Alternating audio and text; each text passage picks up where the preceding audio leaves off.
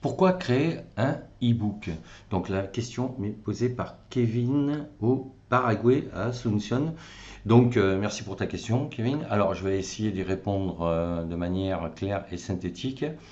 Alors si je comprends bien, sous-entends bien les autres questions derrière cette question un peu trop généraliste, je vais essayer d'être quand même un peu plus précis en sachant que ce que tu me demandes, c'est s'il est possible de créer d'autres systèmes de capture d'email que l'e-book. Donc moi, c'est ce que je comprends.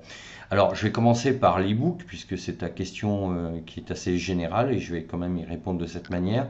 Donc, créer un e-book, effectivement, ça va te permettre, en échange, de capturer des emails sur ton autorépondeur en mettant donc des pages de capture d'email sur ton blog, sur ta chaîne, sur ton écosystème en fait, d'accord? Donc c'est ce qui va permettre, en générant du trafic sur ton écosystème web, de pouvoir te constituer des listes d'abonnés, de gens qui vont te suivre et à qui par la suite tu vas pouvoir envoyer des emails, mettre en place une stratégie marketing pour à terme leur proposer tes formations et leur vendre tes formations. Donc, effectivement, l'e-book est le meilleur support à mon sens. Pourquoi?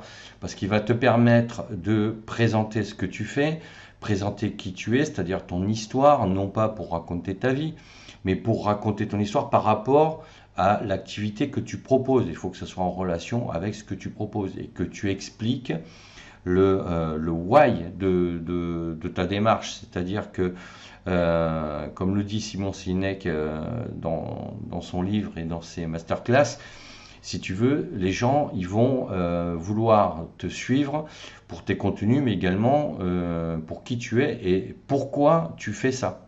Donc, si tu veux, il y a plusieurs raisons. On va parler donc de contenu, mais également de personal branding. Donc, dans l'e-book, ça, tu vas pouvoir le développer.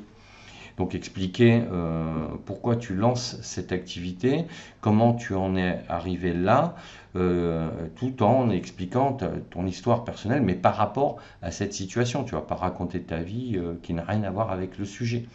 D'accord? Et de cette manière-là, tu vas pouvoir aussi donner des informations qui vont apporter de la valeur à ceux qui vont s'intéresser à ta thématique. Voilà à quoi va servir le e-book. Donc si c'est ce que j'ai bien compris dans ta question. Maintenant pour la compléter, effectivement tu peux aussi mettre en place essentiellement des pages de capture en proposant un abonnement pur et simple à des newsletters. Tu n'es pas obligé de faire un e-book. Mais c'est vrai que l'e-book, c'est quelque chose que les gens vont pouvoir enregistrer sur leur PC, qui vont pouvoir même éventuellement imprimer pour le lire à tête reposée si tu as un e-book qui fait plusieurs dizaines de pages, entre 50 et 100 pages. Après, il n'y a pas d'obligation, il n'y a pas de nombre de pages bien défini. Un e-book qui peut être efficace même avec 20-30 pages. Moi, si tu prends mon exemple, il fait, je crois, 90 pages à peu près. Mais peu importe, l'essentiel, c'est que tu apportes de la valeur et que tu racontes qui tu es, pourquoi tu as fait ça.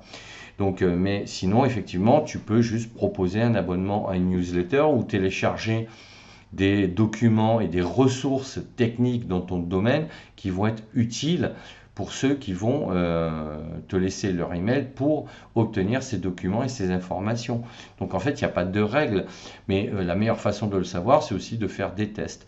Moi, je sais que j'ai fait des tests avec des e-books, des inscriptions à des newsletters, et ce qui marche le plus, c'est le e-book, parce que les gens veulent savoir qui tu es, pourquoi tu proposes ça et comment tu en es arrivé à ce stade-là.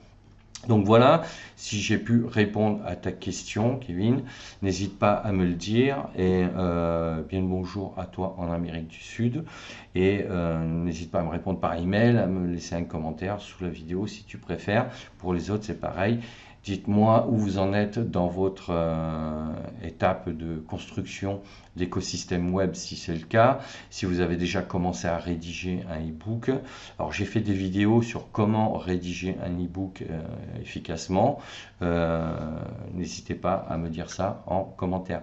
Pensez à vous abonner à la chaîne, à mettre un pouce bleu vers le haut, à cliquer sur la petite cloche pour être prévenu quand je sors d'autres vidéos.